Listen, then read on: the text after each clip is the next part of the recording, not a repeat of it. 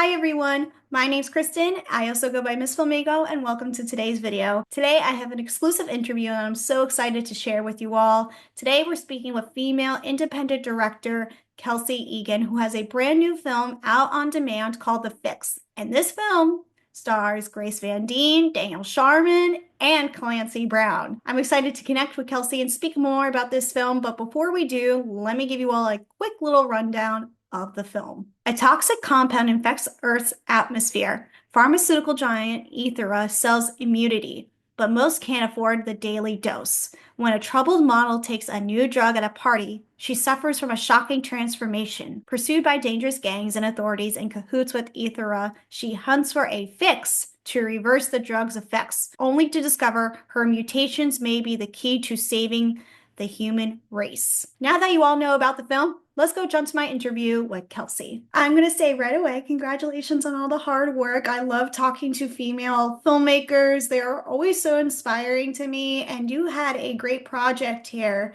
So I really want to get to know you as a filmmaker because you've done so many things over the course of your career, from stunt work, directing. What made you want to get into filmmaking? Oh, it's a funny story. So I studied theater. I actually double majored. I did neuroscience and behavior in theater. And Oh, yeah, I know. I growing up, I just wanted to talk to animals. So that was my original plan. And then when I was in school, I was like, I really think I like this arts thing.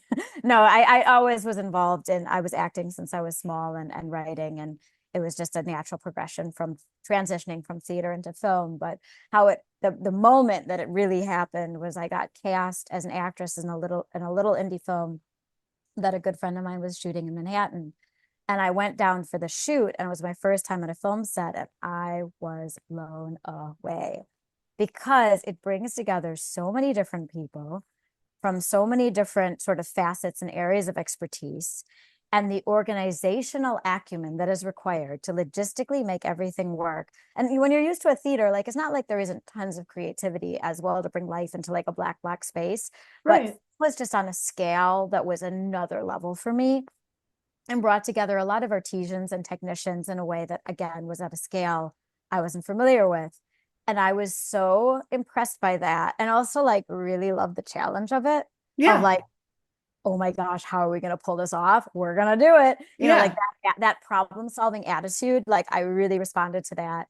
And I realized like looking around this film set, and then as I continued to working on bigger and bigger sets, I was like, even when the apocalypse does come, I think I want to be with the film people. Yeah, definitely. It was More like the rebel of, entertaining. yeah, it was just like nothing was ever a no. It was like Yeah. you'd have these spectacular disasters or problems that needed to be solved, and everyone would be like, we're on it Yeah. was like such a fierce, like it is like going to battle in a way. Mhm. And like it was such a like brilliant mentality of like there is no problem too large. We are going to solve this and we are going to do it in record time and it's going to be insane. And I just really I got swept up into that, and I think the rest was history. The best thing about filmmaking is definitely the collaboration process. So I love how you brought that up. But moving in now to the film itself, this is a sci-fi film. What excites you about sci-fi films? And putting this question together with it, why was it important for you to tell this story of the fix? Okay. Well, growing up, I was a massive bookworm. I was a huge nerd and I read constantly and I devoured all sorts of genres, but sci-fi and fantasy always featured very, very highly. My dad was a massive fan of science fiction and introduced me to all the greats, and that was very much a literary education. Yes. And I realized, I think, with time as I grew up, that the books that most encouraged me to interrogate or really consider why our world was the way it was the science fiction and fantasy to a degree, but mostly the science fiction, because it would show other options, other ways that life or society could be structured and built, Mhm. other right ways to live, and show that the way that we had chosen wasn't necessarily the best across all fronts, right? Mhm. And I thought that was really interesting. And so I started, I think, as a writer myself, using that as a tool for exploring themes and ideas that interested me about our reality and things that, really resonated or bothered me that I wanted to like dig a little deeper into, like picking at a scab, I suppose, gross analogy, but like that kind of thing. And in terms of telling the story of the fix, again, everything's like analogy and trying to heighten personal experience or elevate to take propose a question that hopefully provokes critical thinking or like, serious dialogue about a subject. And something that had really hit me as a kid that I don't think has ever left me is like I said, I was a big nerd and I had really thick glasses and like pigtail braids and I liked horses and I read under my desk and I was like bullied a lot throughout elementary school because that was just not the right look to have. Um, and I was like outspoken and all these things that are just bad to be. And when I went into sixth grade, the summer before sixth grade, I got a haircut for the first time in maybe like 8 years and contact lenses. And that was the year that we had two elementary schools merge. And that first day of school is burned into my mind because it's the first time in my life at that age I ever had overtures of friendship from strange kids. Mhm. It was the first time that anyone had ever like kind of smiled at me or been nice to me without knowing me Mhm. already. And so sort of like a shock, and then some other things happened which I won't get into, but it was really shocking because I realized how much just this very subtle appearance change was impacting how the world was treating me. Yeah. And that really freaked me out. It actually terrified me. And I Yeah. think that's never left me. It left a really gross feeling, a really uncomfortable feeling. And then I never stopped thinking about that. And I think also like growing up and seeing more evidence of or more like experiencing more situations of prejudice or profiling. Again, I started thinking more and more about how much the way society or other people perceive us and then thus treat us influences our perception of the world and how we engage back with the world. So I think in a sci-fi context, I was very interested in taking a character that went through a really dramatic transformation that changed how the world perceived her and how that influenced her own behavior and her own sense of self and identity. And that was the initial core of the idea.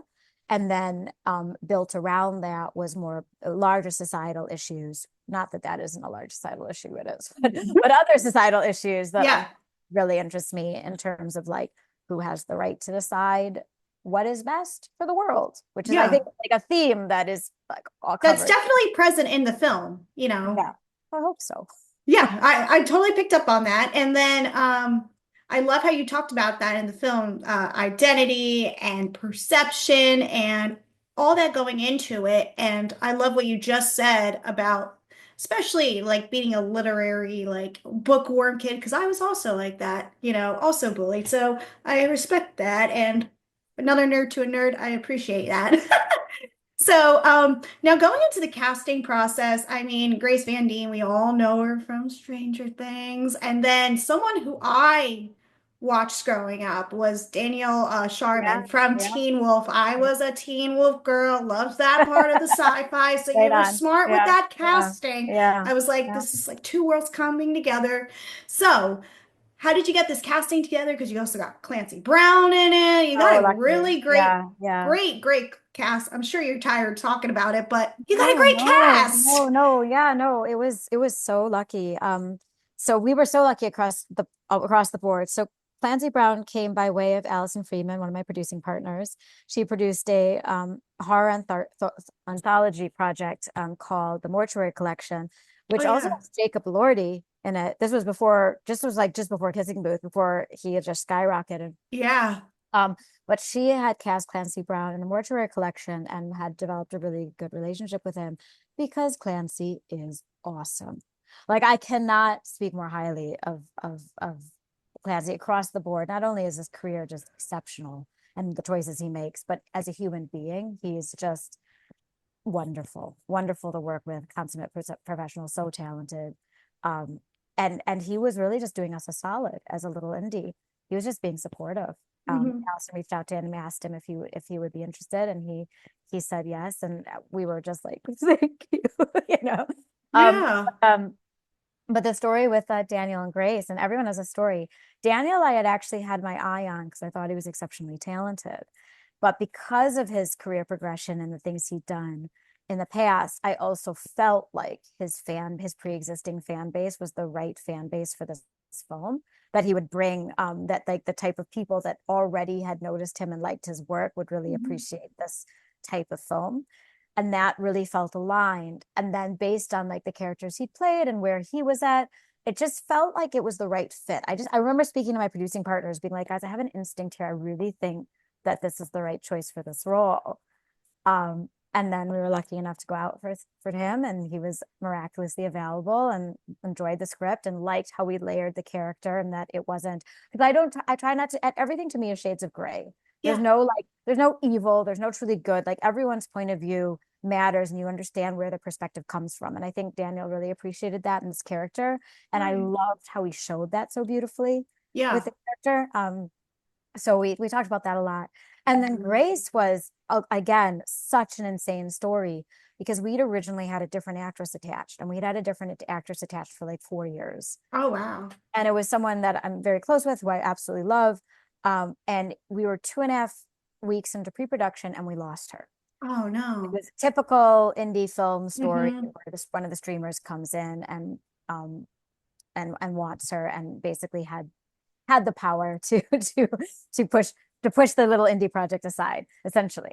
And it was absolutely devastating. And we had to recast in about a week, and Grace saved us. Like that's really the honest truth. I remember being so scared, and then all of a sudden getting we had tapes coming in from around the world, and her tape came in, and the moment I saw her tape, I was just like, who is this girl? Like, Hmm. thank goodness. And I think we were on a call within like 24 hours. And it was sort of like a charmed experience because of for all the reasons that she resonated with the character, but also because her dad had come out to Cape Town to shoot Starship Troopers 3. And because of Clancy Brown's connection with Starship Troopers, Yeah. it just felt like this like really glorious like The synchronicity. stars aligning. Yeah, it really did. And so it felt really good to be able to bring her out, follow in her dad's footsteps, to come out to Cape Town and shoot a sci-fi. And she was also a producer She of was the an film. executive producer as part of, because we had a very like from an international standard, like our budget was so tight. And so like, all the cast who came on board were really coming to the party to support us. Um, Yeah. like we're very grateful for that. And what did she bring to the project? Did she have a lot of say in helping develop the character more and like working on the set and maybe having a final say in like how her character wanted to end?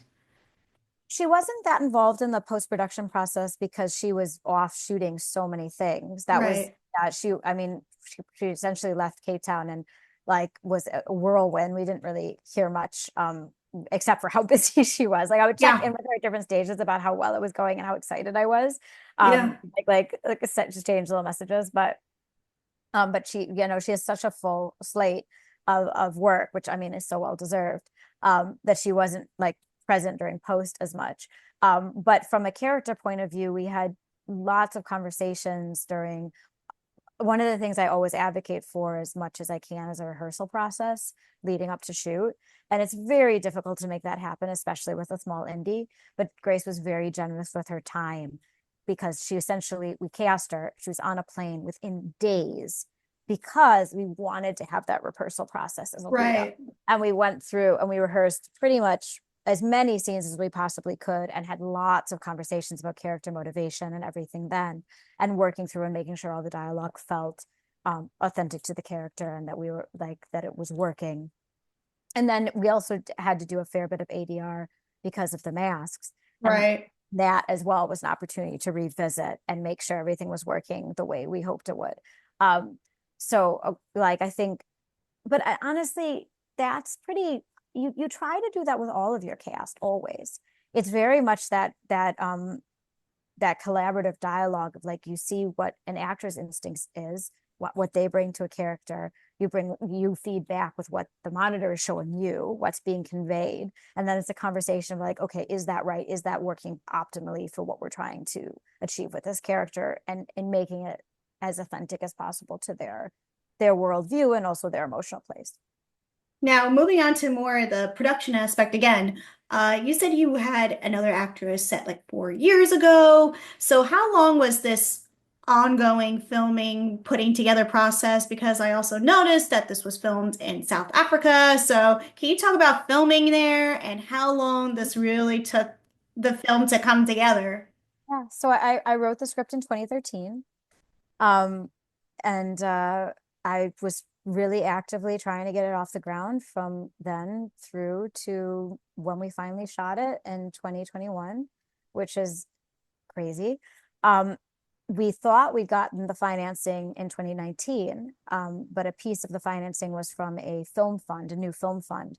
And we had a contract with a film fund, and they had a contract with their funder. And we were gearing up to go into pre-production in 2019 with the original actress, and then found out from the film fund that their financier hadn't paid the money they had contracted into Oh the film. no. Yeah, so that was a good time. No, So we no. had to not, so we did not go into production in 2019. And then we started the process of trying to refinance, which was, it was all very stressful. And coming out of that, the beginning of 2020, I felt like I just been hit by a truck. Yeah. I just like, you like pick yourself back up again. And Showmax had sort of said, like, I think felt quite bad for us because we had a deal at that time for the project, but a smaller deal. And they had seen everything that had happened. They were like, well, why don't you pitch some other ideas to us? Maybe you can do something else in the meantime while you're refinancing the fix. So I called my friend Emma. I was like, let's brainstorm some concepts. And we ended up coming up with some ideas. And 1 week before South Africa lockdown, we got a call from Showmax that they greenlit us to develop, to write with an eye for me to direct 3 little micro genre projects. So I was lucky enough to spend all of lockdown doing that, and then went to production on Glass House, which was my first feature. Yeah. And then turnaround of that was insanely tight. And then from there, we got the fixed refinance, thanks to Glass House getting doing quite well internationally, which was very lucky.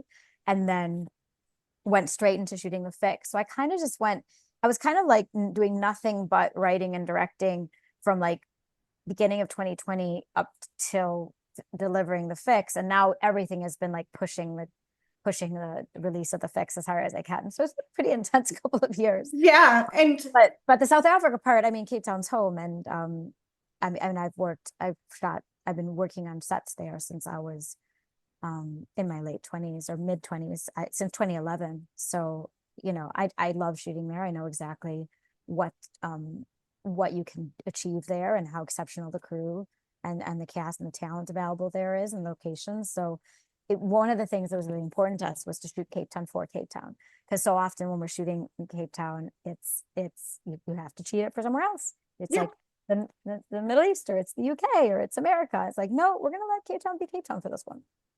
Yeah, definitely. And it felt fitting that your project was put on hold, the fix was put on hold, because it fits well with the pandemic too, that we were just put So through. So surreal. Yeah, it's so it well, I kind of joke that if we'd managed to make the film when I wanted to, that I'd be seen as like omnipotent. Because you imagine if the fix had come out like just before the pandemic, or just as the pandemic was happening. But now I feel like people will sort of assume it's like derivative, like a response. yeah. Pandemic was like, no, it just took me that long to get it financed. Yeah, but no worries. My last question for you, because we have to wrap up, which I'm kind of bummed about because I loved getting to know you. Yeah, yeah, And no, lovely. um, what is next for you as a artist and filmmaker? Are you planning to direct more? I'd love to. I'd absolutely love to. It's been a very difficult year in the industry. It's been a very difficult year. Actually, last year was a very difficult year. It's still difficult. Like everything's sort of imploded in a lot of ways. We've had Hmm. this very interesting decade of traditional distribution avenues getting thrown out the window and replaced by the streamers. But that gap in terms of finance models hasn't always been particularly viable. So the Right. industry itself is sort of going through an overhaul, let's put it that way. It's been I'm not going to pretend it's been an easy time. A lot of people are out of work. Mhm. Um, and like the top, like, established A-list talent are working, and everyone else is like, you're very lucky to be working. Um, but in terms of what I do next, I'm attached to a couple of things. I would love them to move forward. I have a number of feature film and TV series ideas and scripts in various stages of development that I'm pitching. And I think the dream would be to have any really savvy producer who's watched Glass House or watched The Fix or figuring out that I exist and being like, ah, cool, what's she up to? And thinking that I might be the right fit to direct one of their own projects. Because I certainly don't feel the need to write everything I direct. It would be a privilege to come on board and um, a really strong script and work with a pre-existing team, but or have a producer approach me interested in one of my concepts and teaming up with me so that I can finish writing those one of those scripts and take those to market. So there's lots of different iterations of this, but I just want to work. Yeah, everybody does. And you Yeah, were just exactly. lovely. I can't wait to see. I hope you get something like working next, and whatever you do, I'll be watching. Thank you so much for your Really time. It appreciate was it. quite lovely to speak with Yeah. you. Yeah, no, such a pleasure. Thank you. That's going to conclude my interview with Kelsey. I hope you all enjoyed it, and I hope you go check out her feature film, The Fix, which is now available on video on demand. Let me know if you go plan to check it out for yourself.